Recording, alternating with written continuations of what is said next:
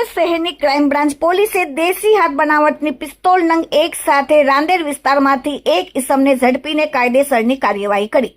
હાલમાં આવનાર સમગ્ર સુરત શહેરમાં સ્થાનિક સ્વરાજ્યની ચૂંટણીને લઈને અનિચ્છનીય બનાવ ન બને તે માટે અને શાંતિમય વાતાવરણ જળવાઈ રહે તે માટે સમગ્ર સુરત શહેરના વિસ્તારમાં ગેરકાયદેસર પ્રવૃત્તિ રોકવા માટે એક સુરત પોલીસ કમિશનરની સૂચના મુજબ ડીસીબી પોલીસ સ્ટેશનના ઇન્સ્પેક્ટર અને તેમની સૂચનાને માર્ગદર્શનથી ક્રાઇમ બ્રાન્ચની ટીમના માણસો મળેલ ચોક્કસ બાતમીને આધારે જ્યારે પેટ્રોલિંગમાં હતા ત્યારે રાંદેર પિરામિડ આઇકોન બિલ્ડિંગની પાછળ શ્રીજીનગરની રોડ ઝઘડિયા ચોકડી પાસે જાહેરમાં રોડ ઉપર આરોપી આર્યન વિનોદભાઈ વાઘ રહેવાસી પ્રશાંત સોસાયટી પાલનપુર જકાતનાકા સુરત વાળાને ક્રાઇમ બ્રાન્ચ પોલીસે ઝડપીને તેમની પાસેથી દેશી હાથ બનાવટની પિસ્તોલ પકડાઈ। આરોપી આર્યન વાઘની પૂછપરછ કરતા તેને કહ્યું કે 7 મહિના પહેલા નિકુંજ નામના ઇસમ પાસેથી તેમને દેશી હાથ બનાવટની પિસ્તોલ સાચવવા માટે આપેલ હતો અને બાદમાં તેની પાસેથી પાછી લઈ લેશે તેવું કહ્યું હતું। ઘણા સમય પછી પણ નિકુંજ પરત નહીં આવતા તેનો સંપર્ક નહીં થતા આરોપી આર્યન વાઘ આ દેશી હાથ બનાવટની પિસ્તોલ વેચી દેવાનું નક્કી કરતા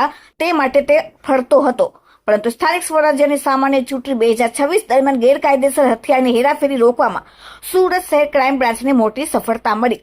bureau report, daily India TV, Surat.